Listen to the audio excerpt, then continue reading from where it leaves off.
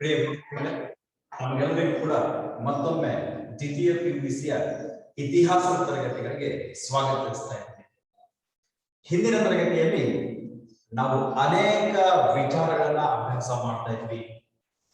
ನಮ್ಮ ಅಧ್ಯಾಯದಲ್ಲಿರ್ತಕ್ಕಂತಹ 7ನೇ ಚಾಪ್ಟರ್ ಆಗಿರ್ತಕ್ಕಂತಹ ಭಾರತಕ್ಕೆ ಯುರೋಪಿಯನ್ನರ ಆಗಮನ ಅಂತಕ್ಕಂತಹ ಆಧುನಿಕ ಯುಗದ ಆರಂಭದ ಭಾಗವನ್ನ ನೋಡ್ತಾ ಇದ್ವಿ.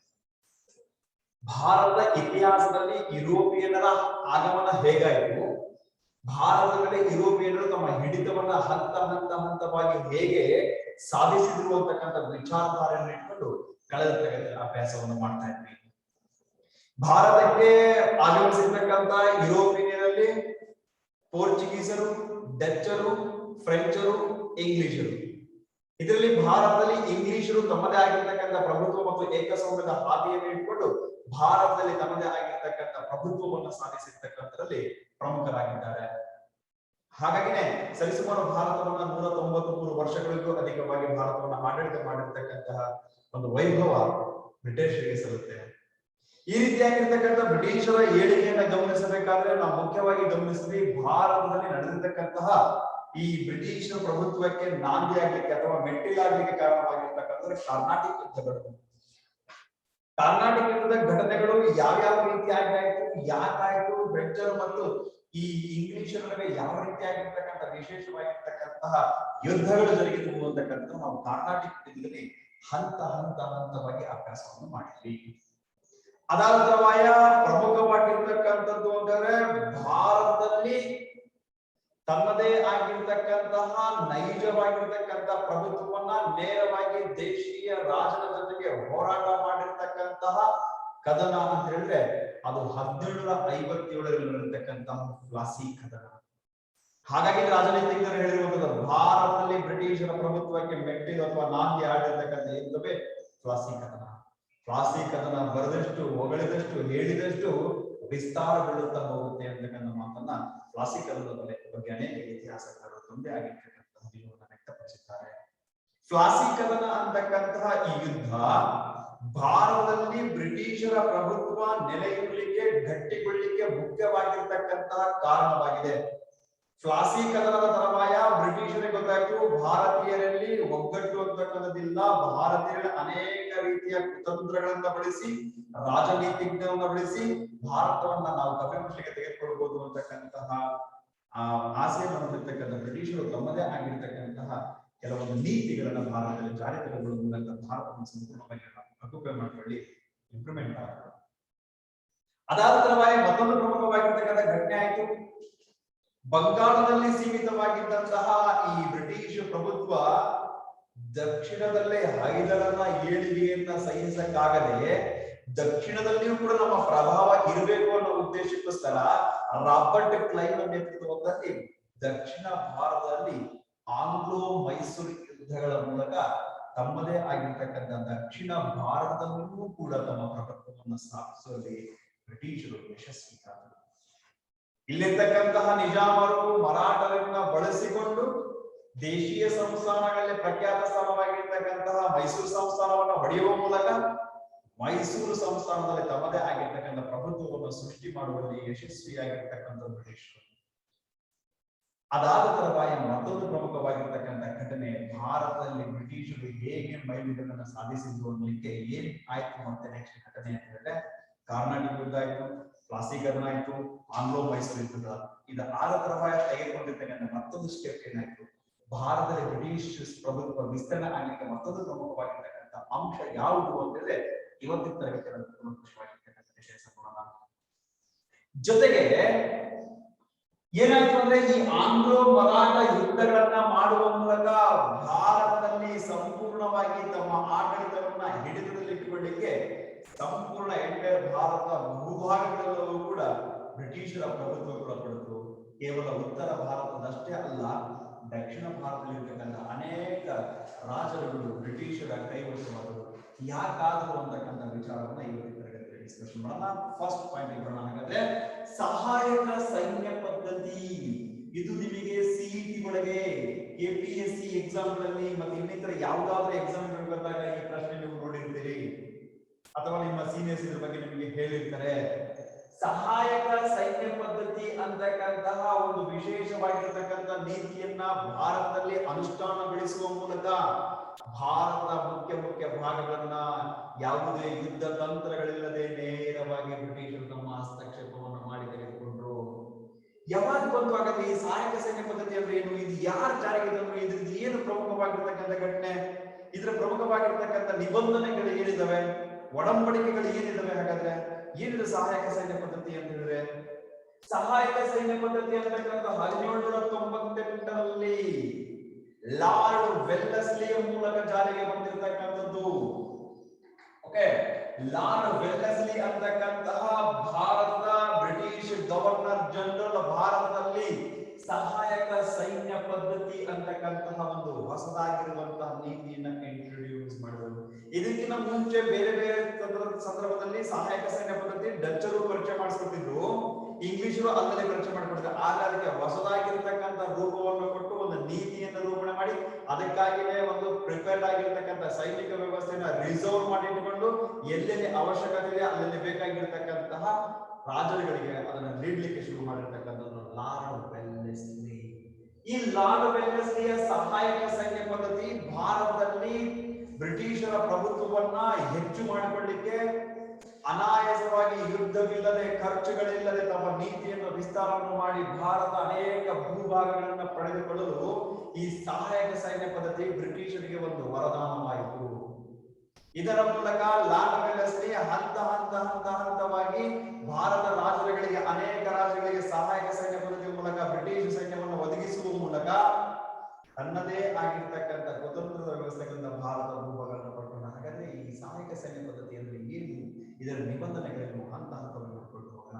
ಓಕೆ, ಈ ಸಹಾಯಕ ಸೈನ್ಯ ಪದ್ಧತಿಯನ್ನ ಜಾರಿಗೆ ತಂದಿರ್ತಕ್ಕಂಥ ಯಾರು, ಲಾರ್ಡ್ ವೆಲ್ಲೆಸ್ಲಿ. ಒಂದು ಪ್ರಶ್ನೆ ಕೇಳ್ತಾರೆ, ಯಾರು ಜಾರಿಗೆ ತಂದರು ಅಂತೇಳಿ ನೆನಪಿಟ್ಕೋಬೇಕಾಗಿರ್ತಕ್ಕಂಥ ಅಂಶ ಲಾರ್ಡ್ ವೆಲ್ಲೆಸ್ಲಿ. ಈ ಲಾರ್ಡ್ ವೆಲ್ಲೆಸ್ಲಿ ಯಾರು ಅಂತ ಹೇಳಿದ್ರೆ ಬ್ರಿಟಿಷರ ಒಬ್ಬ ಗವರ್ನರ್ ಜನರಲ್ ಆಗಿದ್ದ. ಈಗ ಬರ್ತಾ ಏನ್ ಮಾಡ್ತಾರೆ, ಈ ಲಾರ್ಡ್ ವೆಲ್ಲೆಸ್ಲಿ ತನ್ನದೇ ಆಗಿರ್ತಕ್ಕಂಥ ಹೊಸದಾಗಿರ್ತಕ್ಕಂಥ ನೀತಿಯನ್ನ ಪರೀಕ್ಷೆ ಮಾಡಿಕೊಂಡ. ಈತ ಭಾರತದಲ್ಲಿ ತನ್ನ ಸಾಮ್ರಾಜ್ಯದ ವಿಸ್ತರಣೆಗೋಸ್ಕರ ಅಂದ್ರೆ ಬ್ರಿಟಿಷ್ ಸಾಮ್ರಾಜ್ಯದ ವಿಸ್ತರಣೆಗೋಸ್ಕರ ತಂದಿರ್ತಕ್ಕಂತಹ ಪ್ರಮುಖವಾಗಿರ್ತಕ್ಕಂಥ ನೀತಿ ಇದಾಗಿತ್ತು. ಹಾಗಾದ್ರೆ ಈ ಸಹಾಯಕ ಸೈನ್ಯ ಪದ್ಧತಿ ಅಂದ್ರೆ ಏನು ಅಂದ್ರೆ ಗೊತ್ತಾಗಿದೆ. 1798ರಲ್ಲಿ ಲಾರ್ಡ್ ವೆಲ್ಲೆಸ್ಲಿ ಇದನ್ನ ಜಾರಿಗೆ ತಂದ. ಇದರ ಮೂಲಕ ಭಾರತದಲ್ಲಿ ಬ್ರಿಟಿಷರ ಸಾಮ್ರಾಜ್ಯದ ವಿಸ್ತರಣೆಗೆ ಪ್ರಮುಖವಾಗಿರ್ತಕ್ಕಂಥ ನೀತಿಯಾಗಿದೆ. ಹಾಗಾದ್ರೆ ಸಹಾಯಕ ಸೈನ್ಯ ಪದ್ಧತಿ ಅಂದ್ರೆ ಏನು? ಓಕೆ, ಇದು ನಿಮಗೆ ಕ್ಲಿಯರ್ ಇರ್ತದೆ. ಬ್ರಿಟಿಷರ ಒಂದು ಸುಸಜ್ಜಿತವಾಗಿರ್ತಕ್ಕಂಥ ಸೈನ್ಯದ ತುಕಡಿ ಯಾವ್ಯಾವ ರಾಜರಿಗೆ ಭಾರತದಲ್ಲಿ ಯುದ್ಧ ನಡೀತಾ ಇತ್ತು ಅಥವಾ ವೈರತ್ವ ಇತ್ತು ಅಥವಾ ಒಬ್ಬರನ್ನೊಬ್ಬರು ದ್ವೇಷಿಸ್ತಾ ಇದ್ರು, ಈ ಬ್ರಿಟಿಷರ ರಿಸರ್ವ್ ಇರ್ತಕ್ಕಂತಹ ಈ ಒಂದು ಬ್ರಿಟಿಷರ ಸೈನ್ಯದ ತುಕಡಿ ಇತ್ತಲ್ಲ, ಯಾವ ರಾಜನಿಗೆ ಅವಶ್ಯಕತೆ ಇದೆ, ನಾನು ಅಂದ್ರೆ ಬ್ರಿಟಿಷರು ನಿಮಗೆ ಸೈನ್ಯವನ್ನ ಕೊಡ್ತೇನೆ, ನೀವು ಅದಕ್ಕೆ ಒಪ್ಪಂದಕ್ಕೆ ಸೈನ್ ಹಾಕಿದ್ರೆ ನಿಮ್ಮ ಪಕ್ಷ ಗೆಲ್ಲಬೇಕಾಗಿತ್ತು, ನಿನ್ನ ರಾಜ್ಯ ಗೆಲ್ಲಬೇಕಾಗಿತ್ತು ಅಂದ್ರೆ, ವೈರಿ ನಿನ್ನ ಎದುರಾಳಿ ಸೋಲ್ಬೇಕಾಗಿತ್ತು ಅಂದ್ರೆ ಪ್ರಿಪೇರ್ಡ್ ಇರ್ತಕ್ಕಂಥ ವೆಲ್ ಪ್ರಿಪೇರ್ಡ್ ಇರ್ತಕ್ಕಂಥ ಅಡ್ವಾನ್ಸ್ ವೆಪನ್ಸ್ ಇರ್ತಕ್ಕಂಥ ಬ್ರಿಟಿಷರ ಸೈನ್ಯವನ್ನ ಒಪ್ಪಿಕೊಳ್ಬೇಕು. ಒಪ್ಪಿಕೊಂಡ ಮೇಲೆ ನಿಮಗೆ ಯುದ್ಧವನ್ನ ಗೆಲ್ಲಿಸಿಕೊಡುವ ಜವಾಬ್ದಾರಿ ನಮಗೆ. ಹೀಗೆ ಅನೇಕ ರಾಜರಿಗೆ ಆಸೆ ಶುರುವಾಯಿತು. ಯಾವ ಮಟ್ಟಕ್ಕೆ ಆಗಿತ್ತು ಅಂದ್ರೆ ಆ ಬ್ರಿಟಿಷ್ ಸೈನ್ಯ ಯಾರ ಜೊತೆಗಿರುತ್ತೆ ಅವರು ವಿನ್ ಆಗುತ್ತಾರೆ, ಅವ್ರು ಗೆದ್ದೇ ಗೆಲ್ತಾರೆ ಅಂತಕ್ಕಂಥದ್ದು ಆಲ್ರೆಡಿ ಎಲ್ಲ ಕಡೆಗೂ ಪ್ರತಿಬಿಂಬನೆ ಆಗಿದೆ. ಹಾಗಾಗಿನೇ ಅನೇಕ ದೇಶೀಯ ರಾಜರು ಸಹಾಯಕ ಸೈನ್ಯ ಪದ್ಧತಿಯನ್ನು ಒಪ್ಕೊಂಡ್ರು. ಯಾಕೆ ಅಂದ್ರೆ ತಮ್ಮ ಉಳಿವಿಗಾಗಿ, ತಮ್ಮ ಸಾಮ್ರಾಜ್ಯದ ರಕ್ಷಣೆಗಾಗಿ, ತಮ್ಮ ರಾಜ್ಯದವನ್ನ ಸಂರಕ್ಷಣೆ ಮಾಡ್ಲಿಕ್ಕೋಸ್ಕರ ಭಾರತದಲ್ಲಿ ಇರ್ತಕ್ಕಂಥ ಅನೇಕ ದೇಶೀಯ ಸಂಸ್ಥಾನದ ಅರಸರು ಈ ಸಹಾಯಕ ಸೈನ್ಯ ಪದ್ಧತಿಯನ್ನು ಪಡ್ಕೊಂಡ್ರು. ಯಾಕೆ ಅಂತಂದ್ರೆ ತಮ್ಮ ಸೈನ್ಯದ ಜೊತೆಗೆ ಬ್ರಿಟಿಷ್ ಸೈನ್ಯ ಇತ್ತು ಅಂದ್ರೆ ಎದುರಾಳಿಗಳು ನಮ್ಮನ್ನ ಗೆಲ್ಲಲಾಗಲ್ಲ, ಎದುರಾಳಿಗಳು ಹೆದರುತ್ತಾರೆ ಅನ್ನೋ ಉದ್ದೇಶಕ್ಕೋಸ್ಕರ ಅನೇಕ ರಾಜ್ಯಗಳು. ಹಾಗಾದ್ರೆ ಸಹಾಯಕ ಸೈನ್ಯ ಪದ್ಧತಿ ಏನಿತ್ತು? ದುಡ್ಡು. ಸಹಾಯಕ ಸೈನ್ಯ ಪದ್ಧತಿಯಿಂದ ಹೇಗೆ ಸಾಮ್ರಾಜ್ಯ ವಿಸ್ತರಣೆ ಬ್ರಿಟಿಷರಿಗಾಯ್ತು, ಬ್ರಿಟಿಷರಿಗೂ ಮತ್ತು ಈಗ ಗೊತ್ತಾಗಿದೆ ಸಹಾಯಕ ಸೈನ್ಯ ಪದ್ಧತಿನ ಬ್ರಿಟಿಷ್ ಒದಗಿಸ್ತಾ ಇದ್ದಾರೆ. ಹಾಗಾದ್ರೆ ಬ್ರಿಟಿಷರಿಗೆ ಏನ್ ಲಾಭ? ಬ್ರಿಟಿಷರಿಂದ ಇದೇನೇನು ಉಪಯೋಗ ಆಯ್ತು? ಭಾರತದಲ್ಲಿ ದೇಶೀಯ ಸಂಸ್ಥಾನಗಳಿಗೆ ಬ್ರಿಟಿಷರು ಸೈನ್ಯ ಒದಗಿಸಿಕೊಟ್ರು ಸರಿ, ಹಾಗಾದ್ರೆ ಬ್ರಿಟಿಷರ ಸಾಮ್ರಾಜ್ಯ ನೀತಿಗೆ ಇದೇನು ಅನುಕೂಲ ಆಯ್ತು? ಬ್ರಿಟಿಷರಿಗೆ ಯಾವ ರೀತಿಯಾಗಿರ್ತಕ್ಕಂಥ ಅನುಕೂಲ ಇದರಿಂದ ಆಯ್ತು? ಕ್ಲೀನ್ ಆಗಿ ನೋಡ್ಕೊಳ್ತಾರೆ ಒಂದೊಂದು ಪಾಯಿಂಟ್. ಈ ಸಹಾಯಕ ಸೈನ್ಯ ಪದ್ಧತಿ ಹೆಂಗಾಯ್ತು ಅಂದ್ರೆ ರಕ್ಷಣೆಯನ್ನ ಕೊಂಡುಕೊಂಡು ಸ್ವತಂತ್ರವನ್ನ ಕಳೆದುಕೊಳ್ಳುವಂತ ವ್ಯವಸ್ಥೆ. ದೇಶೀಯ ರಾಜರಿಗೆ ಇದು ಮೊದಲು ಅರ್ಥ ಆಗ್ಲಿಲ್ಲ. ರಕ್ಷಣೆಯನ್ನ ಕೊಂಡ್ಕೊಂಡ್ರು, ದುಡ್ಡು ಕೊಟ್ರು, ಆದ್ರೆ ದೇಶದಲ್ಲಿರ್ತಕ್ಕಂಥ ಸ್ವತಂತ್ರವಾದ ರಾಜರು ಕಳ್ಕೊಳ್ತಕ್ಕಂಥ ವ್ಯವಸ್ಥೆ ಬರುತ್ತೆ, ನಿರ್ಮಾಣ ಆಗುತ್ತೆ ಅಂತಕ್ಕಂಥ ಪರಿಜ್ಞಾನ ಅಥವಾ ಪರಿಕಲ್ಪನೆಗಳಿಗೆ ಇರಲಿಲ್ಲ. ಕೇವಲ ತಕ್ಷಣಕ್ಕಾಗಿ, ಜಯದ ಹಂಬಲಕ್ಕಾಗಿ, ಎದುರಾಳಿಯ ಮುಂದೆ ನಾನು ಸೋಲ್ಬಾರ್ದು ಅನ್ನೋ ಉದ್ದೇಶಕ್ಕೋಸ್ಕರ, ಎದುರಾಳಿಯ ಮುಂದೆ ನಾನು ಯಾವತ್ತೂ ಕೂಡ ಕಡಿಮೆ ಆಗಬಾರ್ದು ಅನ್ನೋ ಉದ್ದೇಶಕ್ಕೋಸ್ಕರ ಸಹಾಯಕ ಸೈನ್ಯವನ್ನು ತೆಗೆದುಕೊಂಡು ನಂತರ ಸಂಪೂರ್ಣವಾಗಿ ತಮ್ಮ ಸ್ವತಂತ್ರವನ್ನ ಕಳ್ಕೊಳ್ಳಿಕ್ಕೆ ಶುರು ಮಾಡಬಹುದು. ದೇಶೀಯ ರಾಜರಿಗೆ ಮುಂದೆ ಬರ್ತಾವಂತ ಅರ್ಥ ಆಯ್ತು. ಹಾಗಾದ್ರೆ ಈಗ ಗೊತ್ತಾಗಿದೆ ಸಹಾಯಕ ಸೈನ್ಯ ಪದ್ಧತಿ ಯಾವಾಗ ಶುರುವಾಯಿತು, ಯಾರು ಜಾರಿಗೆ ಬಂದ್ರು, ಇದನ್ನ ಯಾಕೆ ಕೊಟ್ಟರು ಅಂತ, ಹೇಗೆ ಇಂಪ್ಲಿಮೆಂಟ್ ಮಾಡೋದು ಅಂತ ಗೊತ್ತಾಯ್ತು. ಹಾಗಾದ್ರೆ ಸಹಾಯಕ ಸೈನ್ಯ ಪದ್ಧತಿ ಏನ್ ಕಂಡೀಷನ್ಸ್ ಇದೆ? ಸಹಾಯಕ ಸೈನ್ಯ ಪದ್ಧತಿ ನಾವು ತಗೋಬೇಕಾಗಿರ್ತದೆ, ದೇಶೀಯ ಸಂಸ್ಥಾನದ ಅರಸ ನಾವು ತಗೋಬೇಕಾಗಿರ್ತದೆ, ಅದಕ್ಕೆ ಕೆಲವೊಂದು ನಿಯಮಗಳನ್ನ ಫ್ರೇಮ್ ಮಾಡಿದ್ರು.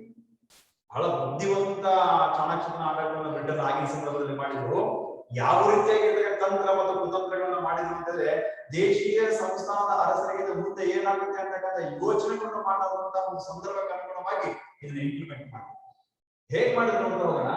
ಈ ಸಹಾಯಕ ಸೈನ್ಯ ಪದ್ಧತಿಯ ನಿಬಂಧನೆಗಳು ಏನಾಗಿದ್ರು ಅಂತಂದ್ರೆ, ಭಾರತದಲ್ಲಿ ಸಹಾಯಕ ಸೈನ್ಯ ಪದ್ಧತಿ ಏನು ಮಾಡ್ಬೇಕು ಅಂದ್ರೆ, ಈ ಪದ್ಧತಿಗೆ ಸಹಿ ಮಾಡಿರ್ತಕ್ಕಂಥ ಬ್ರಿಟಿಷ್ ಸೈನ್ಯ ತಮ್ಮ ಆಸ್ಥಾನದಲ್ಲಿ ಬ್ರಿಟಿಷರ ಸೈನ್ಯವನ್ನು ಇಟ್ಕೊಳ್ಬೇಕಾಗಿತ್ತು. ದೇಶೀಯ ಸಂಸ್ಥಾನದಲ್ಲಿರ್ತಕ್ಕಂತಹ ರಾಜರು ಸಹಾಯಕ ಸೈನ್ಯ ಪದ್ಧತಿಗೆ ಸಹಿ ಮಾಡಿದ್ರು ಅಂತ ಹೇಳಿದ್ರೆ, ಆ ವೆಲ್ ಪ್ರಿಪೇರ್ಡ್ ಇರ್ತಕ್ಕಂಥ ಸೈನ್ಯವನ್ನ ತಮ್ಮ ಸಾಮ್ರಾಜ್ಯದಲ್ಲಿ ಇಟ್ಕೊಳ್ಬೇಕಾಗಿತ್ತು. ಇಟ್ಕೊಳ್ಳೋದು ಅಷ್ಟೇ ಅಲ್ಲ, ಆ ಸೈನ್ಯದ ಖರ್ಚು ವೆಚ್ಚ, ಊಟ, ವಸತಿ ಎಲ್ಲವನ್ನು ಮಾಡ್ಕೊಳ್ಬೇಕಾಗಿತ್ತು. ಉದಾಹರಣೆಗೆ ಒಂದು 800 ಸೈನಿಕರಿದ್ದಾರೆ ಅಂತ ಭಾವಿಸೋಣ. ಇಂಗ್ಲಿಷರ 800 ಸೈನ್ಯ ಇರ್ತಕ್ಕಂಥ ಒಂದು ರೆಜಿಮೆಂಟ್ ಇದೆ ಅಂತ ಅನ್ಕೊಳ್ಳೋಣ. ಆ ಒಂದು ಸೈನ್ಯದ ತುಕಡಿ ನಾನು ಭಾರತದ ರಾಜ್ಯನಾಗಿರ್ತಕ್ಕಂಥ ನಾನು ನನ್ನ ಸಂಸ್ಥಾನವನ್ನು ಉಳಿಸಿಕೊಳ್ಳಿಕ್ಕೋಸ್ಕರ, ಬೇರೆ ನನ್ನ ದಾಳಿ ಮಾಡಬಾರದು ಅನ್ನೋ ಉದ್ದೇಶಕ್ಕೋಸ್ಕರ ನನ್ನ ಹತ್ರ ಇರ್ತಕ್ಕಂಥ ಸೈನ್ಯ ಆಲ್ರೆಡಿ ಇದೆ. ಅಂದ್ರೆ ಭಾರತದ ಸಾಂಪ್ರದಾಯಿಕವಾಗಿರ್ತಕ್ಕಂತಹ ಖಡ್ಗ ಮತ್ತೆ ಇನ್ನಿತರ ವೆಪನ್ಗಳನ್ನ ಇಟ್ಕೊಂಡು ಯುದ್ಧವನ್ನು ಮಾಡ್ತಕ್ಕಂಥ ಸೈನ್ಯ ಅಂತ ಇದೆ. ಆದ್ರೆ ಅಲ್ಲಿರ್ತಕ್ಕಂಥ 800 ಸೈನ್ಯ ಜೊತೆಗೆ ಗನ್ಗಳಿದ್ದಾವೆ, ಯುದ್ಧದ ತಂತ್ರಗಳು ಗೊತ್ತಿದೆ, ಹೊಸದಾಗಿರ್ತಕ್ಕಂಥ ಏನೋ ಒಂದು ಹೊಸದನ್ನ ಕಳಿಸ್ತಾ ಇದ್ದಾರೆ. ಅವರನ್ನ ಜೊತೆಗೆ ಇಟ್ಟುಕೊಂಡು ನಾನು ಎದುರಾಳಿಯನ್ನು ಮಾಡ್ತೀನಿ. ಹಾಗಾಗಿ ಏನಾಯ್ತು ಅಂತ ಹೇಳಿದ್ರೆ, ದೇಶೀಯ ಸಂಸ್ಥಾನ ರಾಜ್ಯದಲ್ಲಿಯೇ ಸೈನ್ಯವನ್ನು ಇಟ್ಕೊಳ್ಳುವಂಥದ್ದು ಅವರ ಖರ್ಚು ವೆಚ್ಚ ಸಂಬಳ ಎಲ್ಲವನ್ನ ನೋಡಿಕೊಳ್ಬೇಕು. ನೋಡಿ ಹೇಗಾಗಿತ್ತು ಅಂತ ಹೇಳಿದ್ರೆ, ಒಂದು ಕಡೆಗೆ ಬ್ರಿಟಿಷ್ ಸೈನ್ಯಕ್ಕೆ ನೇಮಕಾತಿ ನಡೀತಾ ಇತ್ತು. ನೇಮಕಾತಿಯನ್ನು ಭರದಿಂದ ಸಾಕ್ತಾ ಇತ್ತು. ಬ್ರಿಟಿಷರ ನಿರುದ್ಯೋಗಿಗಳೆಲ್ಲ ಉದ್ಯೋಗಿಗಳಾಗ್ಲಿಕ್ಕೆ ಶುರು ಆದ್ರು. ತುಂಬ್ಕೊಂಡು ಹಡಗಲೆ ಬರ್ಲಿಕ್ಕೆ ಶುರು ಮಾಡಿದ್ರು ಸೈನಿಕರು. ಬಂದ ನಂತರ ಏನ್ ಮಾಡ್ತಾರೆ, ರಿಸರ್ವ್ ಇಡ್ತಾ ಇದ್ರು. ಯಾವಾಗ ದೇಶೀಯ ಸಂಸ್ಥಾನಕ್ಕೆ ಸಹಿ ಹಾಕ್ತಾರ ಸಹಾಯಕ ಸೈನ್ಯ ದೇಶೀಯ ಸಂಸ್ಥಾನ ಅರಸರು ಇಮಿಡಿಯೇಟ್ ಆಗಿ ಅರ್ಥಪಡಿಯನ್ನು ಕಳಿಸ್ತಾರೆ.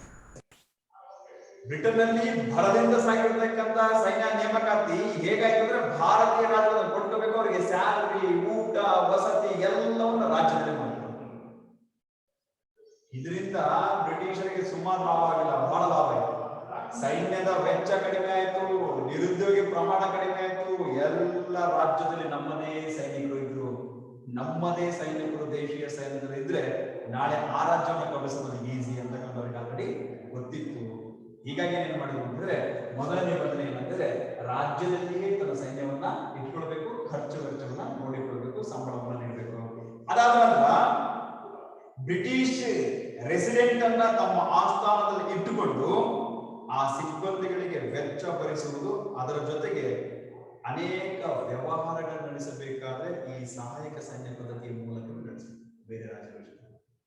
ಓಕೆ, ರೆಸಿಡೆಂಟ್ ಅನ್ನ ಅಂದ್ರೆ ಇಂಗ್ಲಿಷರ ರೆಸಿಡೆಂಟ್ ಅನ್ನ ತನ್ನ ಆಸ್ಥಾನದಲ್ಲಿ ಇಟ್ಟುಕೊಂಡು ಯಾವುದಾದ್ರೂ ಬೇರೆ ವ್ಯವಹಾರಗಳು ಮಾಡಬೇಕಾದ್ರೆ ಆ ರೆಸಿಡೆಂಟ್ ನ ಒಪ್ಪಿಗೆಯನ್ನು ತೆಗೆದುಕೊಂಡು ಎಲ್ಲಾ ವ್ಯವಹಾರಗಳಿಗೆ ಒಪ್ಪಿಗೆಯನ್ನು ತೆಗೆದು ಕೆಲಸ ಮಾಡಬೇಕಾಯಿತು. ಸೈನ್ಯ ಏನೋ ಬಂತು ದೇಶೀಯ ರಾಜ್ಯದ ಹತ್ರ, ಸೈನ್ಯ ಇಟ್ಕೊಂಡು ತಮ್ಮ ಸ್ವತಂತ್ರವನ್ನು ಅವ್ರಿಗೆ ಬಿಟ್ಕೊಟ್ಟಾಗಾಯಿತು. ಇದು ಎರಡನೇ ನಿಬಂಧನೆ. ಮೂರನೇ ನಿಬಂಧನೆ ಏನಾಗಿತ್ತು ಅಂತಂದ್ರೆ, ಬ್ರಿಟಿಷ್ ಅನುಮತಿ ಇಲ್ಲದೆ ಅನ್ಯ ರಾಜ್ಯಗಳ ಜೊತೆಗೆ ಯುದ್ಧ ಅಥವಾ ಒಪ್ಪಂದ ಮಾಡಿಕೊಳ್ಳುವುದಿಲ್ಲ. ಭಾರತದಲ್ಲಿರ್ತಕ್ಕಂತಹ ದೇಶೀಯ ಅರಸ ಸಹಾಯಕ ಸೈನ್ಯ ಪದ್ಧತಿಗೆ ಸೈನ್ ಮಾಡಿ ಒಪ್ಪಿಕೊಂಡ ಮೇಲೆ ಯಾವುದೇ ಕಾರಣಕ್ಕೂ ಅವರ ಅನುಮತಿ ಇಲ್ಲದಂಗೆ ಬೇರೆ ಬೇರೆ ಬೇರೆ ಬೇರೆ ಅನ್ಯ ರಾಜ್ಯಗಳ ಜೊತೆಗೆ ವ್ಯವಹಾರ ಮಾಡಂಗಿಲ್ಲ, ಯುದ್ಧ ಮಾಡಂಗಿಲ್ಲ. ಮತ್ತೆ ಒಂದು ಪಾಯಿಂಟ್, ಒಪ್ಪಂದಗಳನ್ನು ಮಾಡಿಕೊಳ್ಳ. ಉದಾಹರಣೆಗೆ ಒಂದು ದೇಶೀಯ ಸಂಸ್ಥಾನ ರಾಜ ಇದ್ದಾನೆ, ಇಲ್ಲಿ ಒಂದು ದೇಶೀಯ ಸಂಸ್ಥಾನ ರಾಜ ಇದೆ. ಇವರಿಬ್ಬರ ನಡುವೆ ಒಡಂಬಡಿಕೆ ಮಾಡ್ಕೊಂಡು ಏನಾದ್ರು ಒಂದು ಒಪ್ಪಂದ ಮಾಡ್ಕೊಳ್ತಾ ಇದ್ರು ಅಂತ ಅನ್ಕೊಳ್ಳೋಣ. ವ್ಯಾಪಾರಕ್ಕಾಗಿರ್ಬೋದು, ಸಾಮಾಜಿಕವಾಗಿರ್ಬೋದು, ವೈವಾಹಿಕ ಆಗಿರ್ಬೋದು, ಏನಾದ್ರು ಒಪ್ಪಂದ ಮಾಡ್ಕೊಳ್ಳೋಣ. ಇವರಿಬ್ಬರು ದೇಶೀಯ ಸಂಸ್ಥಾನ ಅರಸರೇ, ನಮ್ಮ ದೇಶದವರೇ. ಇವರಿಬ್ಬರು ಏನಾದ್ರು ವ್ಯವಹಾರ ಮಾಡ್ಬೇಕಾಗಿತ್ತು, ಇವರಿಬ್ಬರು ಏನಾದ್ರು ಒಪ್ಪಂದ ಮಾಡ್ಕೋಬೇಕಾಗಿದ್ರೆ ಬ್ರಿಟಿಷ್ ಸಹಾಯಕ ಸೈನ್ಯ ಪದ್ಧತಿಗೆ ಸಹಿ ಹಾಕಿದ್ರಿಂದ ಆ ರೆಸಿಡೆಂಟಿನ ಪರ್ಮಿಷನ್ ತಗೋಬೇಕಾಗಿತ್ತು, ಅವರ ಅನುಮತಿ ತಗೊಂಡು ಇವರು ವ್ಯವಹಾರ ಮಾಡ್ಬೇಕಾಗಿತ್ತು. ನೋಡಿ, ಸಹಾಯಕ ಸೈನ್ಯ ಪದ್ಧತಿ ಹೆಂಗೆಲ್ಲ ಕೆಲಸ ಮಾಡಿಸ್ತಾರೆ. ಒಬ್ಬ ದೇಶೀಯ ಅರಸ ಮತ್ತೊಂದು ಸಂಸ್ಥಾನದೊಂದಿಗೆ ಸ್ವತಂತ್ರವಾಗಿ ವ್ಯವಹಾರಗಳನ್ನು ಮಾಡಂಗಿಲ್ಲ, ಒಪ್ಪಂದಗಳನ್ನು ಕೂಡ ಮಾಡ್ಕೊಳಂಗಿಲ್ಲ. ಹಂಗೇನ ಮಾಡ್ಕೊಳಂಗಿಲ್ಲ. ಸಹಾಯಕ ಸೈನ್ಯ ಪದ್ಧತಿಯ ರೂಲ್ ಅನ್ನು ಬ್ರೇಕ್ ಮಾಡಿ ಅಂತ ಮುರಿದಿ, ಅದನ್ನ ರೂಲ್ಸ್ ಮುರಿದಿ ಅಂತ ಅರ್ಥ. ಇದು ಸಹಾಯಕ ಸೈನ್ಯ ಪದ್ಧತಿಯ ಮತ್ತೊಂದು ನಿಬಂಧನೆ. ನೆಕ್ಸ್ಟ್ ಏನಾಗಿದೆ, ಈ ಸಹಾಯಕ ಸೈನ್ಯ ಪದ್ಧತಿಯಿಂದ ಬ್ರಿಟಿಷರು ಸ್ಥಳೀಯ ರಾಜ್ಯಗಳಿಗೆ ವಿದೇಶಿ ಆಕ್ರಮಣ ಮತ್ತು ಸ್ಥಳೀಯ ಯುದ್ಧದ ರಕ್ಷಣೆ ನೀಡಿದರು. ಇದೊಂದೇ ಒಂದು ಬ್ರಿಟಿಷರ ಸಹಾಯಕ ಸೈನ್ಯ ಪದ್ಧತಿಯಿಂದ ದೇಶದ ರಾಜ್ಯಗಳಿಗೆ ಆಗಿರ್ತಕ್ಕಂಥ ಅನುಕೂಲ ಅಂದ್ರೆ ಇದೊಂದೇ. ಎಲ್ಲಾ ಪಾಯಿಂಟ್ಗಳಿಂದ ಇದೇ ಫಸ್ಟ್ ಪಾಯಿಂಟ್ ನಮಗೆ ಅನುಕೂಲ ಆಗಿರುವಂಥದ್ದು ಏನು, ಯಾರು ದೇಶೀಯ ಸಂಸ್ಥಾನದ ಅರಸರು ಸಹಾಯಕ ಸೈನ್ಯ ಪದ್ಧತಿಯನ್ನ ಇಟ್ಕೊಂಡಿರ್ತಾರೋ ಅವರಿಗೆ ಬಾಹ್ಯ ಆಕ್ರಮಣ ಆಗಲಾರ್ದಂಗ ರಕ್ಷಣೆ ಕೊಡುವಂಥದ್ದು ಅವ್ರ ಕೆಲಸ. ಅದಾದ ನಂತರ ಆಂತರಿಕ ದಂಗೆಗಳು, ಯುದ್ಧಗಳು ಏನಾದ್ರು ಪ್ರಾರಂಭವಾದ್ರೆ ಅದನ್ನ ಹತ್ತಿಕ್ಕುವಂತ ಕೆಲಸ ಮಾಡ್ತಾರೆ. ಇದೊಂದೇ ಹೆಲ್ಪ್ ಆಗಿರುತ್ತೆ, ಇನ್ನು ಉಳಿಕಿರ್ತಕ್ಕಂಥದ್ದು ಯಾವ್ದು ಹೆಲ್ಪ್ ಆಗಿಲ್ಲ.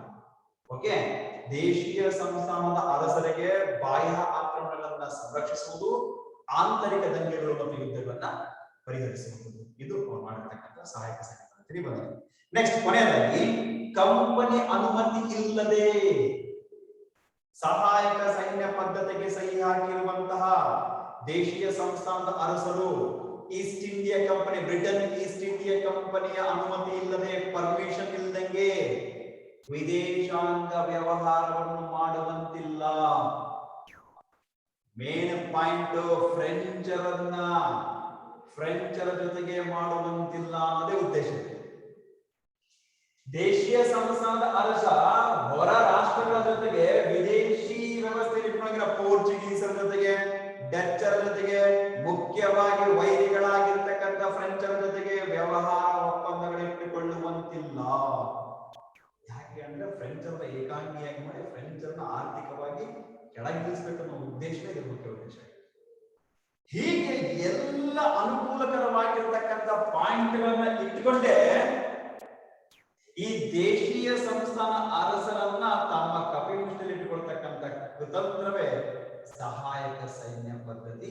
1798 ಲಾರ್ಡ್ ವೆಲ್ಲೆಸ್ಲಿಯ ಪ್ಲಾನ್. ಬಹಳ ಕ್ಲಿಯರ್ ಆಗಿ ಅರ್ಥ ಮಾಡ್ಕೊಡ್ರಿ, ಭಾರತವನ್ನ ಹೇಗೆ ಕೂಡ ಹಂತವಾಗಿ ಸದೆಬಡಿದ್ರು ಅಂತ ಹೇಳಿದ್ರೆ, ಸಹಾಯಕ ಸೈನ್ಯ ಪದ್ಧತಿ ತಿಳ್ಕೊಳ್ಳೋದ್ರೊಳಗೆ, ಆ ಕಂಡೀಷನ್ಸ್ ಏನಾದ್ರು ತಿಳ್ಕೊಳ್ಳೋದ್ರೊಳಗೆ ರಾಜ ರಕ್ಷಣೆ ಮಾಡ್ಕೋಬೇಕು ಅನ್ನೋ ಉದ್ದೇಶಕ್ಕಾಗಿ ಇಮಿಡಿಯೇಟ್ ಆಗಿ ಸಹಾಯಕ ಸೈನ್ಯ ಪದ್ಧತಿಗೆ ಸೈನ್ ಮಾಡಬೇಕು. ಆ ರೀತಿ ಒಂದು ಗೊಂದಲದ ವಾತಾವರಣ ಕ್ರಿಯೇಟ್ ಮಾಡಿ, ಜೊತೆಗೆ ಏನ್ ಮಾಡ್ತಾ ಇದ್ರೆ ಇಲ್ಲಿಯ ಸೈನ್ಯಕ್ಕೂ ಕೇಳ್ತಾ ಇದ್ರು, ನಿಮಗೆ ಸಹಾಯಕ ಸೈನ್ಯ ಪದ್ಧತಿ ಅಂತ ಒಂದು ರಾಜ್ಯ ಕೇಳ್ತಾ ಇದ್ರು, ಇವನೇನಾದ್ರು ಬೇಡಂದ್ರೆ ಅಪೋಸಿಟ್ ಕ್ಯಾಂಡಿಡೇಟ್ ಕೇಳ್ತಾ ಇದ್ರು. ಅಪೋಸಿಟ್ ಕ್ಯಾಂಡಿಡೇಟ್ ತಗೊಂಡ್ಬಿಡ್ತಾನೆ ಅನ್ನೋ ಉದ್ದೇಶಕ್ಕೋಸ್ಕರ ಇವ್ರು ನನಗೆ ಸಹಾಯಕ ಸೈನ್ಯ ಪದ್ಧತಿ ಬೇಕು ಅಂತ ಹಿಂಗೆ ಒಂದು ಅರ್ಜೆನ್ಸಿ ಕ್ರಿಯೇಟ್ ಮಾಡಿ. ಇದರಿಂದ ಏನಾಗ್ತಿತ್ತು ಅಂದ್ರೆ, ರಾಜರು ನಾನು ಗೆಲ್ಬೇಕು, ನಾನು ಸೋಲ್ಬಾರ್ದು ಅನ್ನೋ ಉದ್ದೇಶಕ್ಕೋಸ್ಕರ ನನ್ನ ಅಪೋಸಿಟ್ ಅನ್ನು ತಗೊಂಡ್ಬಿಡ್ತಾನೆ ಅನ್ನೋ ಸಹಾಯಕ ಸೈನ್ಯ ಪದ್ಧತಿ ಅಂತ ಹೇಳಿ ಆ ಒಂದು ಭಯದ ಮುಂದಾಲೋಚನೆಯಿಂದ ಬಹಳ ಜನ ಅದನ್ನು ಪಡ್ಕೊಂಡು ಸಹಾಯಕ ಸೈನ್ಯ ಯುದ್ಧ ಮಾಡಿದ ಕಡಿಮೆನೆ. ಯುದ್ಧದಲ್ಲಿ ಅವರೇನು ಸಾಲಿಲ್ಲ, ಬ್ರಿಟಿಷ್ ಸೈನಿಕರು ಬಹಳ ಜನ ಸಾಲಿಲ್ಲ, ಲಾಭ ಮಾತ್ರ ಅಧಿಕವಾಗಿ ಪಡ್ಕೊಂಡ್ರು. ವೆಚ್ಚ ಬಂತು, ಸೈನಿಕರ ನಿರ್ವಹಣೆ ಬಂತು, ಆಂತರಿಕ ವಿಚಾರಗಳು ಕೈ ಹಾಕೋದು ಬಂತು, ವಿದೇಶಾಂಗ ವ್ಯವಹಾರ ಮಾಡಂಗಿಲ್ಲ. ರಾಜ ಸಂಪೂರ್ಣವಾಗಿ ಸಹಾಯಕ ಸೈನ್ಯ ಪದ್ಧತಿಯ ಅಂಡರ್ನಲ್ಲೇ ಇರಬೇಕು. ಅಕಸ್ಮಾತ್ ಸೈನ್ಯದ ವೆಚ್ಚವನ್ನ ಭರಿಸುವಲ್ಲಿ ರಾಜ ಏನಾದ್ರು ವಿಫಲ ಆದ್ರೆ, 8 ಸೈನ್ಯ ಇಟ್ಕೊಂಡಿದ್ದಾನೆ ರಾಜ, ಇವ್ರಿಗೆ ಕೊಡಕ್ ದುಡ್ಡಿಲ್ಲ, ಆಹಾರ ಮಾಡಲಿಕ್ಕೆ ಏನಾದ್ರು ಇಲ್ಲ, ಆ ಸಂದರ್ಭದಲ್ಲಿ ಸರಿ ಇಲ್ಲ ಪರಿಸ್ಥಿತಿ ಅಂದ್ರೆ ಚಿಂತೆ ಏನಿಲ್ಲ. ಸಹಾಯಕ ಸೈನ್ಯ ಪದ್ಧತಿಯ ವೆಚ್ಚವನ್ನು ಭರಿಸಿದಾಗಿರ್ತಕ್ಕಂಥ ರಾಜ ತನ್ನ ರಾಜ್ಯದಲ್ಲಿರ್ತಕ್ಕಂಥ ಭೂಭಾಗಗಳನ್ನ ಬಿಟ್ಕೊಳ್ಬಹುದು. ಎಂತ ಪ್ಲಾನ್ ಇದು. ಒಂದು ವೇಳೆ ಖರ್ಚು ಕೊಡ್ಲಿಕ್ಕೆ ಆಗಿಲ್ಲಪ್ಪ ಅಂತಂದ್ರೆ ಆ ಪ್ರದೇಶ ನಿನಗೆ ಅಂದ್ರೆ ಬ್ರಿಟಿಷರಿಗೆ ಇಷ್ಟು ಪ್ರದೇಶಗಳು ನಿಂದು ದುಡ್ಡು ಕೇಳಂಗಿಲ್ಲ. ಅಷ್ಟು ಪ್ರದೇಶವನ್ನು ಪಡ್ಕೊಂಡಿರ್ತಕ್ಕಂಥ ಬ್ರಿಟಿಷರು ತಮ್ಮದೇ ಆಗಿರ್ತಕ್ಕಂಥ ಸ್ವತಂತ್ರ ಸಾರ್ವಭೌಮ ಆಡಳಿತ ಮಾಡಲಿಕ್ಕೆ ಅವಕಾಶ ಕಲ್ಪಿಸಿಕೊಡ್ತಾರೆ. ಈ ರೀತಿಯಾಗಿರ್ತಕ್ಕಂಥ ಕುತಂತ್ರದ ವ್ಯವಸ್ಥೆಯಿಂದ ಭಾರತದಲ್ಲಿ ಸಹಾಯಕ ಸೈನ್ಯ ಪದ್ಧತಿನ ಲಾರ್ಡ್ ವೆಲ್ಲೆಸ್ಲಿ 1798ರಲ್ಲಿ ಇಂಪ್ಲಿಮೆಂಟ್ ಮಾಡುವ ಮೂಲಕ ಭಾರತ ಪ್ರದೇಶಗಳನ್ನ ಕಬ್ಜಾ ಮಾಡಲು ಶುರು ಮಾಡಿದ. ಇದು ಭಾರತದ ಸಹಾಯಕ ಸೈನ್ಯ ಪದ್ಧತಿ. ಹಾಗಾದ್ರೆ ಸಹಾಯಕ ಸೈನ್ಯ ಪದ್ಧತಿಯನ್ನ ಭಾರತದಲ್ಲಿ ಪಡೆದಿರ್ತಕ್ಕಂಥ ಮೊದಲ ಅರಸ ಯಾರು ಅಂತಂದ್ರೆ ಹೈದರಾಬಾದಿನ ನಿಜಾಮ ಭಾರತದ ಸಹಾಯಕ ಸೈನ್ಯ ಪದ್ಧತಿಗೆ ಸಹಿ ಹಾಕಿದ ಮೊದಲ ದೇಶೀಯ ಅರಸ. ಒಂದು ಅಂಕದ ಪ್ರಶ್ನೆ. ಭಾರತದಲ್ಲಿ ಸಹಾಯಕ ಸೈನ್ಯ ಪದ್ಧತಿ ಗೊತ್ತಾಗಿದೆ. ಸಹಾಯಕ ಸೈನ್ಯ ಪದ್ಧತಿಯನ್ನು ಒಪ್ಪಿಕೊಂಡಿರುವ ಅಥವಾ ಸಹಿ ಮಾಡಿರ್ತಕ್ಕಂಥ ಮೊದಲ ಅರಸ ಯಾರು ಅಂತ ಪ್ರಶ್ನೆ ಕೇಳಿದಾಗ ಹೈದರಾಬಾದಿನ ನಿಜಾಮ ಇದಕ್ಕೆ ಸಹಿ ಹಾಕಿದ ಮೊದಲ ದೇಶೀಯ ಸಂಸ್ಥಾನದ ಅರಸನಾಗಿದ್ದ. ಕ್ಲಿಯರ್. ಅದಾದ ನಂತರ ಮೈಸೂರು ಸಂಸ್ಥಾನದವರು, ಔದ್ ಸಂಸ್ಥಾನದವರು, ತಿರುವಂಕೂರ್ ಅಂತಕ್ಕಂಥ ಸಂಸ್ಥಾನದವರು, ಬರೋಡಾ, ಜೈಪುರ್, ಜೋಧ್ಪುರ್, ಭಗತ್ಪುರ್, ನಾಗಪುರ್, ಗ್ವಾಲಿಯರ್ ಅನೇಕ ಅರಸರು ಈ ಸಹಾಯಕ ಸೈನ್ಯ ಪದ್ಧತಿಯನ್ನು ಒಪ್ಪಿಕೊಂಡ್ರು. ಸಹಾಯಕ ಸೈನ್ಯ ಪದ್ಧತಿಗೆ ಬೇಕಾಗಿರ್ತಕ್ಕಂಥ ಖರ್ಚು ವೆಚ್ಚಗಳನ್ನು ಕೊಟ್ಟರು. ಖರ್ಚು ವೆಚ್ಚವನ್ನು ನೀಡಕ್ಕಾಗದಂತಹ ಅನೇಕ ರಾಜ್ಯಗಳು ಭಾರತದಲ್ಲಿರ್ತಕ್ಕಂಥ ದೇಶೀಯ ಸಂಸ್ಥಾನದ ಭೂಭಾಗಗಳನ್ನು ಬಿಟ್ಟುಕೊಟ್ರು. ಜೊತೆಗೆ ವಿದೇಶಾಂಗ ವ್ಯವಹಾರ, ಇನ್ನಿತರ ವ್ಯವಹಾರಗಳಲ್ಲಿ ರೆಸಿಡೆಂಟ್ ನ ಪರ್ಮಿಷನ್ ತಗೊಂಡು ಮಾಡಬೇಕಾಯಿತು. ಹೀಗೆ ಭಾರತದ ಅನೇಕ ಪ್ರದೇಶಗಳು ಇವರ ಕೈವಶ ಆಗಲಿಕ್ಕೆ ಇದು ಮುಖ್ಯವಾಗಿರ್ತಕ್ಕಂಥ ಕಾರಣ ಆಯಿತು. ಇಲ್ಲಿ ತನಕ ನಿಮಗೆ ಯಾವ್ದು ಮಾಡಿದ್ರೆ ಸಹಾಯಕ ಸೈನ್ಯ ಪದ್ಧತಿ ಇರ್ತಕ್ಕಂಥಾಗಿದೆ. ಇದನ್ನು ಕ್ಲಿಯರ್ ಆಗಿದೆ. ನೆಕ್ಸ್ಟ್ ಯಾವುದು ಅಂತಂದ್ರೆ ದತ್ತು ಮಕ್ಕಳಿಗೆ ಹಕ್ಕಿಲ್ಲ. ಈ ದತ್ತು ಮಕ್ಕಳಿಗೆ ಹಕ್ಕಿಲ್ಲ ಅಂತಕ್ಕಂತಹ ಒಂದು ನೀತಿಯನ್ನ 1848ರಲ್ಲಿ 1848ರಲ್ಲಿ ಅಂದಿನ ಸಂದರ್ಭದಲ್ಲಿ ಭಾರತ ಗವರ್ನರ್ ಜನರಲ್ ಆಗಿರ್ತಕ್ಕಂತಹ ಲಾರ್ಡ್ ಡಾಲ್ಹೌಸಿ, ಈ ಡಾಲ್ಹೌಸಿ ಅಂತಕ್ಕಂಥ 1848ರಲ್ಲಿ ದತ್ತು ಮಕ್ಕಳಿಗೆ ಹಕ್ಕಿಲ್ಲ ಎಂಬ ಒಂದು ನೀತಿಯನ್ನ ಜಾರಿಗೆ ತಂದ. ಹೇಗೆ 1798ರಲ್ಲಿ ಲಾರ್ಡ್ ವೆಲ್ಲೆಸ್ಲಿ ತಂದಿರ್ತಕ್ಕಂತಹ ಒಂದು ಕಾನೂನು ಸಹಾಯಕ ಸೈನ್ಯ ಪದ್ಧತಿ ಆಗಿತ್ತು, ವೆಲ್ಲೆಸ್ಲಿಯ ತರುವಾಯ ಭಾರತದಲ್ಲಿ ಮತ್ತೊಂದು ನೀತಿ ಬಂತು. ಇದು ಕೂಡ ಭಾರತೀಯ ಸೈನ್ಯಕ್ಕೆ ಅಥವಾ ಭಾರತೀಯ ದೇಶೀಯ ಸಂಸ್ಥಾನಕ್ಕೆ ಹೊಡೆತವನ್ನು ಕೊಡುವಂತಹ ಒಂದು ಪದ್ಧತಿಯಾಗಿತ್ತು. ಭಾರತ ಗವರ್ನರ್ ಜನರಲ್ ಆಗಿರ್ತಕ್ಕಂಥ ಲಾರ್ಡ್ ಡಾಲ್ಹೌಸಿ 1848ರಲ್ಲಿ ದತ್ತು ಮಕ್ಕಳಿಗೆ ಹಕ್ಕಿಲ್ಲ ಅಂತಕ್ಕಂಥ ಒಂದು ಪದ್ಧತಿಯನ್ನ ಜಾರಿಗೆ ತಂದ. ದತ್ತು ಮಕ್ಕಳಿಗೆ ಹಕ್ಕಿಲ್ಲ ಅಂತ ಹೇಳಿ ಏನಿದು ನೀತಿ ಅಂದ್ರೆ ಸಹಾಯಕ ಸೈನ್ಯ ಪದ್ಧತಿ ಕ್ಲಿಯರ್ ಆಗಿದೆ. ಹಾಗಾದ್ರೆ ದತ್ತು ಮಕ್ಕಳಿಗೆ ಹಕ್ಕಿಲ್ಲ ಅಂದ್ರೆ ಏನಿದು ಪದ್ಧತಿ? ಯಾವ ದೇಶೀಯ ಸಂಸ್ಥಾನದ ರಾಜನಿಗೆ ಗಂಡು ಮಕ್ಕಳು ಇರುವುದಿಲ್ಲವೋ, ಗಂಡು ಸಂತತಿ ಇರುವುದಿಲ್ಲವೋ ಅಂತಹ ಸಾಮ್ರಾಜ್ಯವನ್ನು ಉತ್ತರಾಧಿಕಾರ ಇಲ್ಲದೆ ಕಾರಣ ಆ ಸಾಮ್ರಾಜ್ಯವನ್ನ ಅಥವಾ ಆ ದೇಶೀಯ ಸಾಮ್ರಾಜ್ಯವನ್ನ ಕಂಪನಿಗೆ ವರ್ಗಾಯಿಸಬೇಕಾಗಿದೆ. ಇದು ದತ್ತು ಮಕ್ಕಳಿಗೆ ಹಕ್ಕಿಲ್ಲ. ಯಾವ್ದಾದ್ರು ಒಬ್ಬ ದೇಶೀಯ ಅರಸ ಇದನಂದ್ರೆ ಅವನಿಗೆ ಮುಂದೆ ವಾರಸನಾಗಿರ್ತಕ್ಕಂಥ ಗಂಡು ಸಂತತಿ ಇಲ್ಲ ಅಂತಂದ್ರೆ ಅಲ್ಲಿ ರಾಜನಿಲ್ಲದಂತಕ್ಕಂತಹ ಒಂದು ಸಂದರ್ಭದಲ್ಲಿ ಕಂಪನಿ ನೇರವಾಗಿ ಆ ಪ್ರದೇಶವನ್ನ ತನ್ನ ಸುಪತ್ತಿಗೆ ತೆಗೆದುಕೊಂಡು ಅದರ ಆಡಳಿತವನ್ನು ನೋಡಿಕೊಂಡು ಹೋಗ್ತಾ ಇತ್ತು. ಇದು ದತ್ತು ಮಕ್ಕಳಿಗೆ ಹಕ್ಕಿಲ್ಲ ಅಂತಕ್ಕಂಥ ನೀತಿಯನ್ನು ಭಾರತದಲ್ಲಿ ಮಾಡಿದ್ರು. ಇದರ ಮೂಲಕ ಏನಾಯ್ತು ಭಾರತದಲ್ಲಿ ಅಂತಂದ್ರೆ ಅನೇಕ ಪ್ರದೇಶಗಳು ಭಾರತೀಯರಿಂದ ಆಳಿದ್ರು. ಅದಕ್ಕೆ ವಿರೋಧಗಳಾದರೂ ಯುದ್ಧಗಳಾದರೂ ಎರಡನೇ ಝಾನ್ಸಿ ರಾಣಿ ಲಕ್ಷ್ಮೀಬಾಯಿ ಅವರ ವಿರುದ್ಧ ದೊಡ್ಡದಾಗಿರ್ತಕ್ಕಂಥ ಹೋರಾಟ ಮಾಡೋದು ಇವತ್ತು ಝಾನ್ಸಿ ರಾಣಿ ಲಕ್ಷ್ಮೀಬಾಯಿಯನ್ನ ನಾವು ಪೂಜೆಯನ್ನು ಮಾಡ್ತಾ ಇದ್ದೇವೆ. ಒಟ್ಟಿನಲ್ಲಿ ದತ್ತು ಮಕ್ಕಳಿಗೆ ಹಕ್ಕಿಲ್ಲ ಅಂತಕ್ಕಂತಹ lord Dalhousie, governor general lord Dalhousie 1848ರಲ್ಲಿ ನಮ್ಮ ಭಾರತಕ್ಕೆ ಜಾರಿಗೆ ತಂದ. ಇದರ ಮೂಲಕ ಭಾರತದಲ್ಲಿ ಗಂಡು ಸಂತತಿ ಇಲ್ಲದಿರ್ತಕ್ಕಂಥ ಅನೇಕ ರಾಜ್ಯಗಳು ತಮ್ಮ ರಾಜ್ಯವನ್ನು ಕಳೆದುಕೊಳ್ಳುವಂತಹ ಪರಿಸ್ಥಿತಿ ಬಂತು. ಅವು ಯಾವ್ಯಾವ ರಾಜ್ಯಗಳು ಅಂತಂದ್ರೆ ಎರಡಕ್ಕೂ ಪ್ರಶ್ನೆ. ದತ್ತು ಮಕ್ಕಳಿಗೆ ಹಕ್ಕಿಲ್ಲ ಅಂತಕ್ಕಂಥ ನೀತಿಯಿಂದ ಭಾರತದಲ್ಲಿ ಈ ರೀತಿಗೆ ಒಳಗಾಗಿರ್ತಕ್ಕಂಥ ರಾಜ್ಯಗಳು ಅಂದ್ರೆ ಸತಾರಾ ಅಂತಕ್ಕಂಥ ರಾಜ್ಯ, ಸತಾರಾ, ಜೈಪುರ್, ಉದಯಪುರ್, ಝಾನ್ಸಿ, ನಾಗಪುರ್, ಭಗತ್ಪುರ್. ಓಕೆ, ಈ 6 ಪ್ರದೇಶಗಳು ದತ್ತು ಮಕ್ಕಳಿಗೆ ಹಕ್ಕಿಲ್ಲ ಎಂಬ ನೀತಿಯಿಂದ ಈ 6 ಪ್ರದೇಶಗಳು ಬ್ರಿಟಿಷರಿಗೆ ವಶಪಡಿಸಿಕೊಂಡರು. ಸತಾರಾ ಅಂತಕ್ಕಂತಹ ರಾಜನಿಗೆ ಗಂಡು ಸಂತಾನಗಳಿಲ್ಲ. ಜೈಪುರ್ ಅಂತಕ್ಕಂತಹ, ಉದಯಪುರ್ ಮತ್ತು ಝಾನ್ಸಿ, ನಾಗ್ಪುರ್ ಮತ್ತು ಭಗತ್ಪುರ್ ಈ ಇಷ್ಟು ದೇಶೀಯ ಸಂಸ್ಥಾನದ ರಾಜ್ಯಗಳಿಗೆ ಗಂಡು ಮಕ್ಕಳಿಲ್ಲ, ಗಂಡು ಸಂತತಿ ಇಲ್ಲ ಅನ್ನೋ ಕಾರಣಕ್ಕೆ ಕಂಪನಿ ನೇರವಾಗಿ ತನ್ನ ಅಭಿವೃದ್ಧಿಯ ಪ್ರದೇಶಗಳನ್ನ ಪಡೆದುಕೊಂಡು ಇದರ ಮೂಲಕ ದೇಶೀಯ ಸಂಸ್ಥಾನದಲ್ಲಿರ್ತಕ್ಕಂಥ 6 ಭೂಭಾಗಗಳು ನೇರವಾಗಿ ಕೈವಶವಾಗಿ ಯಾವುದೇ ರೀತಿಯಿಂದ ತೊಂದರೆಗೊಳಗಾಗಿಲ್ಲ. ಇದು ಭಾರತದಲ್ಲಿ ತಂದಿರ್ತಕ್ಕಂಥ ಮತ್ತೊಂದು ವ್ಯವಸ್ಥೆ ಆಗಿದೆ. ಇದರ ಮೂಲಕ ಭಾರತದಲ್ಲಿ ಕುತಂತ್ರದಿಂದ ಭಾರತದ ಅನೇಕ ಭೂಭಾಗಗಳನ್ನ ಇವರು ಪಡೆದುಕೊಂಡು ಇದರ ಮೂಲಕ ಭಾರತದಲ್ಲಿ ತಮ್ಮದೇ ಆಗಿರ್ತಕ್ಕಂಥ ಆಡಳಿತಕ್ಕೆ ಈ ಒಂದು ನೀತಿ ಸಹಾಯಕ ಸೈನ್ಯ ಪದ್ಧತಿ ಮತ್ತು ಈ ಒಂದು ದತ್ತು ಮಕ್ಕಳಿಗೆ ಹಕ್ಕಿಯಾದ ನೀತಿಯಿಂದ ಭಾರತ ಅನೇಕ ಭೂಭಾಗಗಳನ್ನ ವಶಪಡಿಸಿಕೊಂಡು ಅನಾಯಾಸವಾಗಿ ಅರಣ್ಯ ಪ್ರದೇಶಗಳು ಸಿಕ್ಕುವು. ಓಕೆ, ಇದು ನಮಗೆ ಬ್ರಿಟಿಷರು ತೆಗೆದುಕೊಂಡು ಬಂದಿರತಕ್ಕಂಥ ನೀತಿಗಳಲ್ಲಿ ಒಂದಾಗಿದೆ. ತರುವಾಯ ಆಗಿರ್ತಕ್ಕಂಥ ಮತ್ತೊಂದು ಪ್ರಮುಖವಾಗಿರ್ತಕ್ಕಂಥ ಘಟನೆ ಈ 7.1 ಇರತಕ್ಕಂಥ ಮುಖ್ಯವಾಗಿರ್ತಕ್ಕಂಥ ಕೊನೆಯ ಅಂಶ ಯಾವುದಂದ್ರೆ ಮತ್ತೊಂದು ಆಂಗ್ಲೋ ಮರಾಠ ಯುದ್ಧಗಳು. ನಾವು ಆಂಗ್ಲೋ ಮೈಸೂರು ಯುದ್ಧಗಳನ್ನ ಗಮನಿಸಿದ್ವಿ. ಹೈದರಾಲಿ, ಟಿಪ್ಪು ಮತ್ತೆ ಒಕ್ಕೂಟದ ಜೊತೆಗೆ ನಡೆದಿರ್ತಕ್ಕಂತಹ ಬ್ರಿಟಿಷ್ ಒಕ್ಕೂಟದ ಜೊತೆಗೆ ನಡೆದಿರ್ತಕ್ಕಂಥ ಯುದ್ಧಗಳು ಇದೇ ಡಿಸ್ಕಷನ್ ಮಾಡಿದ್ವಿ. ಅದೇ ರೀತಿಯ ಆಂಗ್ಲೋ ಮರಾಠ ಯುದ್ಧಗಳು ಪ್ರಾರಂಭವಾದ ದಕ್ಷಿಣ ಭಾರತದಲ್ಲಿ ತಮ್ಮದೇ ಆಗಿರುವಂತಹ ಒಂದು ಪ್ರಭುತ್ವವನ್ನು ಸಾಧಿಸಲಿಕ್ಕೆ ಮೈಸೂರು ಯುದ್ಧಗಳು ಹೇಗೆ ಮುಖ್ಯ ಆಗುವ ನಂತರದಲ್ಲಿ ಬಂದಿರತಕ್ಕಂಥ ಆಂಗ್ಲೋ ಮರಾಠ ಯುದ್ಧಗಳು ಮುಖ್ಯವಾಗಿರ್ತಕ್ಕಂಥ ಮೈಸೂರು ಯುದ್ಧಗಳಲ್ಲಿ ಬ್ರಿಟಿಷರಿಗೂ ಮತ್ತು ಮೈಸೂರಿಗೆ ನಡೆದಿರ್ತಕ್ಕಂಥ ಇದು ಮೈಸೂರು ಸಂಸ್ಥಾನಕ್ಕೆ ನಡೆದಿರ್ತಕ್ಕಂಥ ಯುದ್ಧ. ಇದು ಇಂಗ್ಲಿಷರಿಗೂ ಮತ್ತು ಮರಾಠರಿಗೂ ನಡೆದಂತಹ ಯುದ್ಧ. ಇದು ಕೂಡ 3 ಪ್ರಕಾರವಾಗಿದೆ. ಹಾಗಾದ್ರೆ ಡಿಸ್ಕಷನ್ಸ್ ಮಾಡೋಣ. ಮೊದಲನೇ ಆಂಗ್ಲೋ ಮರಾಠ ಯುದ್ಧ ಯಾವಾಗ ನಡೆಯಿತು ಅಂದ್ರೆ 1775ರಿಂದ 82ರವರೆಗೆ ನಡೆಯಿತು. 1775ರಲ್ಲಿ ಆರಂಭವಾಯಿತು, 82ಕ್ಕೆ ಕೊನೆಗೊಳ್ಳಿತು. ಇದರಲ್ಲಿ ನಡೆದಿರ್ತಕ್ಕಂಥ ಒಪ್ಪಂದ ಯಾಕೆ ನಡೀತು ಅಂತ. ಓಕೆ, ಒಂದನೇ ಆಂಗ್ಲೋ ಮರಾಠ ಯುದ್ಧ ಮರಾಠದೊಂದಿಗೆ ನಡೆದಿರ್ತಕ್ಕಂಥ ಯುದ್ಧ. ಹಾಗಾಗಿ ಇದು ಮರಾಠ ಯುದ್ಧ. ಮೈಸೂರು ಯುದ್ಧ ಕನ್ಫ್ಯೂಸ್ ಆಗಿದೆ, ಸ್ವಲ್ಪ ಗಮನ. ಮರಾಠ ಯುದ್ಧ ಒಂದೇ ಆಂಗ್ಲೋ ಮರಾಠ ಯುದ್ಧ ಯಾಕೆ ನಡೀತು ಅಂದ್ರೆ ಆಗಿನ ಸಂದರ್ಭದಲ್ಲಿ 1775ರ ಆಡಳಿತ ವ್ಯವಸ್ಥೆಯಲ್ಲಿ ಪೇಶ್ವೆಗಳ ಆಡಳಿತ ನಡೀತಾ ಇತ್ತು. ಈ ಪೇಶ್ವೆಯ ಮುಖ್ಯ ರಾಜನಾಗಿರ್ತಕ್ಕಂತಹ ಮಾಧವರಾವ್ ಏನಾದ ಅಂತಂದ್ರೆ 1772ರಲ್ಲಿ ಮರಣ ಹೊಂದಿದ. ಯಾವಾಗ 1772ರಲ್ಲಿ ಮಾಧವರಾವ್ ಮರಣ ಹೊಂದಿದ್ದು ಮಹಾರಾಷ್ಟ್ರದಲ್ಲಿ ಆತನ ಸಹೋದರನಾಗಿರ್ತಕ್ಕಂತಹ ನಾರಾಯಣ ರಾವ್ ಮಾಧವರಾವ್ನ ತರುವಾಯ ಸಹೋದರನಾಗಿರ್ತಕ್ಕಂಥ ತಮ್ಮನಾಗಿರ್ತಕ್ಕಂಥ ನಾರಾಯಣರಾವ್ ಅಧಿಕಾರಕ್ಕೆ ಬಂದ. ನಾರಾಯಣರಾವ್ ಅಧಿಕಾರಕ್ಕೆ ಬಂದ ನಂತರ ನಾರಾಯಣರಾವನ್ನ ಕೊಲೆ ಮಾಡಲಾಯಿತು.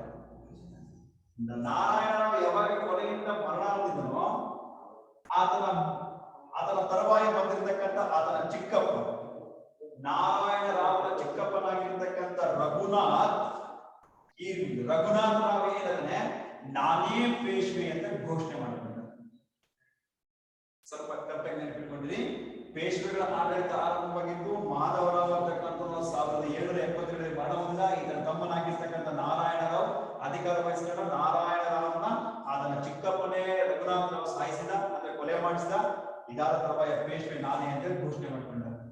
ಇದು ಹಿಂಗೆ ನಡೆದರೆ ಕ್ಲಿಯರ್ ಆಗಿತ್ತು. ಆದ್ರೆ ಈ ಕುತಂತ್ರ ದೇಶಿ ಅಲ್ಲಿರ್ತಕ್ಕಂಥ ಅನೇಕ ಮರಾಠ ಸರದಾರರಿಗೆ ಸಹಿಸಿಕೊಳ್ಳಿಕ್ಕಾಗಲಿಲ್ಲ. ಈ ರಘುನಾಥನ ಆಡಳಿತ ಇವರಿಗೆ ಇಷ್ಟ ಇರಲಿಲ್ಲ. ಇದೇ ಸಂದರ್ಭಕ್ಕೆ ಏನಾಗಿತ್ತು ಅಂತಂದ್ರೆ ಈ ನಾರಾಯಣರಾವ್ನ ವಿಧವಾ ಹೆಂಡತಿ ಇದ್ದಲ್ಲ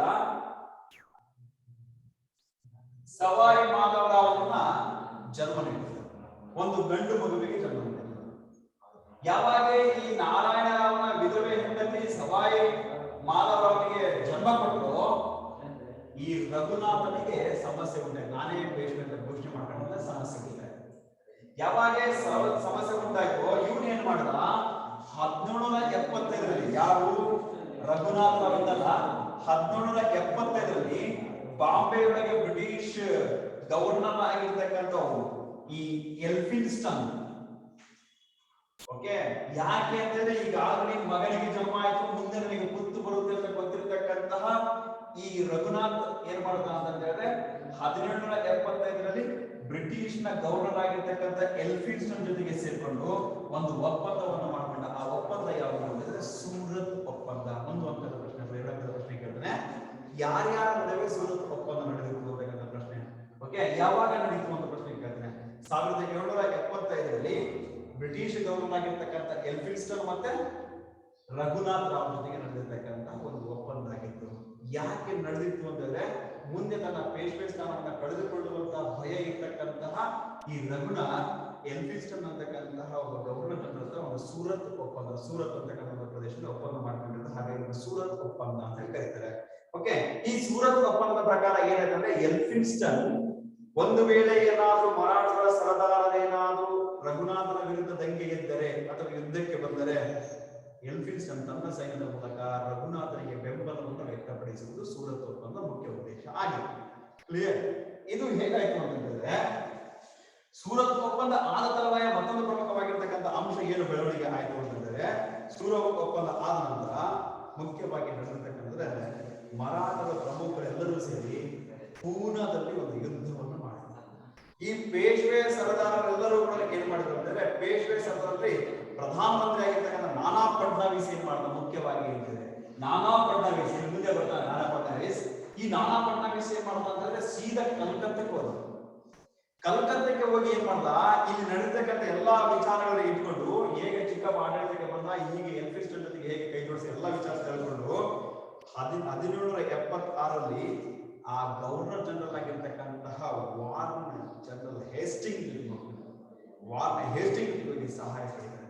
ಯಾವಾಗ ವಾರ್ನ್ ಹೇಸ್ಟಿಂಗ್ ಸಹಾಯ ಪಡ್ಕೊಂಡು ಬಂದು 1776ರಲ್ಲಿ ಒಂದು ಒಪ್ಪಂದ ಆಯ್ತದ, ಪುರಂದರ ಒಪ್ಪಂದ ಅಂತ ಹೇಳ್ತಾರೆ. ಪುರಂದರ ಒಪ್ಪಂದದೊಂದಿಗೆ ಪೇಶ್ವೆ ಸರ್ಕಾರ ರಘುನಾಥನಿಗೆ ಮಾಸಿಕ ವೇತನವನ್ನು ಕೊಟ್ಟು ಮಾಸಿಕವಾಗಿ 25,000 ರೂಪಾಯಿ ನಿವೃತ್ತಿ ವೇತನವನ್ನು ಕೊಟ್ಟು ಅವನನ್ನ ತನ್ನ ನಿವಾಸಕ್ಕೆ ಕಳಿಸುವ ಮೂಲಕ ಎಲ್ಫಿನ್ಸ್ಟನ್ ಇದಕ್ಕೆ ಒಪ್ಪಲಿಲ್ಲ. ಯಾವಾಗ ಇವನು ಹೋಗಿ ವಾರ್ನ್ ಹೇಸ್ಟಿಂಗ್ ಸಹಾಯ ಪಡ್ಕೊಂಡು ಹೇಸ್ಟಿಂಗ್ ಸಹಾಯವನ್ನು ಪಡ್ಕೊಂಡ ನಂತರ ಏನಾಯ್ತು ಅಂದ್ರೆ ಇವರಿಬ್ಬರ ನಡುವೆ ಒಪ್ಪಂದ ಆಯ್ತು. ಒಪ್ಪಂದ ಪ್ರಕಾರ ರಘುನಾಥನಿಗೆ ನಿವೃತ್ತಿಗೊಳಿಸಲಾಯ್ತು. 25,000 ರೂಪಾಯಿ ನಿವೃತ್ತಿ ವೇತನವನ್ನು ಕೊಟ್ಟು ಗೌರವವನ್ನು ಕೊಟ್ಟು ಅವನನ್ನು ಸುಮ್ಮನಿಸಲಾಯಿತು. ಇದನ್ನ ನಾವು ಹೇಸ್ಟಿಂಗ್ ಒಪ್ಪಲಿಲ್ಲ, ಯಾರು ಎಲ್ಫಿನ್ಸ್ಟನ್ ಒಪ್ಪಲಿಲ್ಲ. ಯಾಕೆ ಅಂದ್ರೆ ಆಲ್ರೆಡಿ ಇವರಿಬ್ಬರ ನಡುವೆ ಸೂರತ್ ಒಪ್ಪಂದ ಆಗಿದ್ದಲ್ಲ, ಹಾಗಾಗಿ ಸೂರತ್ ಒಪ್ಪಂದಕ್ಕೆ ಸೈನ್ ಮಾಡಿದೀನಿ, ಇದು ಒಪ್ಪುವುದಿಲ್ಲ ಅಂತಕ್ಕಂಥಾಯ್ತು. ಅವರವರ ನಡುವೆ ಮತ್ತೆ ಯುದ್ಧ ಆಯ್ತು. ಯುದ್ಧ ಆದ ನಂತರ ಏನಾಯ್ತು ಅಂದ್ರೆ 1773ರಲ್ಲಿ ಎಲ್ಲಾ ಪ್ರದೇಶಗಳನ್ನ ವಾಪಸ್ ಬಿಟ್ಟುಕೊಡ್ಬೇಕಾಯ್ತು. ಇದರ ಜೊತೆಗೆ ಮತ್ತೊಂದು ಪ್ರಮುಖವಾಗಿರ್ತಕ್ಕಂಥ ಒಪ್ಪಂದ ಅಂದ್ರೆ 1782ರಲ್ಲಿ ಸಾಲ್ವಾಯ್ ಒಪ್ಪಂದ ಆಯ್ತು. ಈ ಒಪ್ಪಂದದ ಪ್ರಕಾರ ಎರಡೂ ಪಕ್ಷಗಳು ಗೆದ್ದುಕೊಂಡಿರ್ತಕ್ಕಂಥ ಪ್ರದೇಶಗಳನ್ನು ಬಿಟ್ಟುಕೊಡ್ಬೇಕು, ಜೊತೆಗೆ 20 ವರ್ಷಗಳ ಕಾಲ ಶಾಂತಿ ನೆಲೆಸಬೇಕು, ಯಾವುದೇ ಕಾರಣಕ್ಕೂ ಜಗಳಗಳು ಅಥವಾ ಯುದ್ಧಗಳು ಆಗಬಾರದು ಮಾಡಾಯ್ತು. ಇಲ್ಲಿಗೆ ಮೊದಲನೇ ಕರ್ನಾಟಕ ಯುದ್ಧ ಕಂಪ್ಲೀಟ್ ಆಯ್ತು. ಎರಡನೇ ಕರ್ನಾಟಕ ಮತ್ತೆ ಮೂರನೇ ಕರ್ನಾಟಕಕ್ಕೆ ಸಂಬಂಧಪಟ್ಟಿರ್ತಕ್ಕಂಥ ವಿಚಾರವನ್ನ ನೆಕ್ಸ್ಟ್ ಕ್ಲಾಸ್ ಅಲ್ಲಿ ಕಂಪ್ಲೀಟ್ ಮಾಡ್ತೀನಿ. ಎರಡನೇ ಆಂಗ್ಲ ಮರಾಠ ಯುದ್ಧ ಯಾವಾಗ ನಡೀತು ಅಂದ್ರೆ 1803ರಿಂದ 6ರವರೆಗೆ ನಡೆದಿರ್ತಕ್ಕಂಥದ್ದು. ಹೇಗೆ ನಡೀತು ಅಂದ್ರೆ 1800ರಲ್ಲಿ ನಾನಾ ಫಡ್ನವೀಸ್ ಮರಣ ಹೊಂದಿದ. ಆದಾದ ಪೇಶ್ವೆ ಎರಡನೇ ಬಾಜಿರಾವನ ಮೇಲೆ ಹಿಡಿತವನ್ನ ಸಾಧಿಸಬೇಕು ಬ್ರಿಟಿಷರು ವಹಿಸಿದ್ರು. ಮರಾಠ ಸರ್ದಾರರು ಮತ್ತೆ ಹೊಳಲ್ಕರ್ ಸಿಂಧೆ ಇವರು ಪ್ರಮುಖವಾಗಿರ್ತಕ್ಕಂಥ ಪಾತ್ರ ವಹಿಸ್ತಾರೆ. ಈ ಹೊಳಲ್ಕರ್ ಮತ್ತು ಸಿಂಧೆ ಏನ್ ಮಾಡಿದ್ರು ಅಂದ್ರೆ 1802ರಲ್ಲಿ ಬಿಸಿನ್ ಒಪ್ಪಂದವನ್ನು ಮಾಡಿಕೊಂಡ್ರು.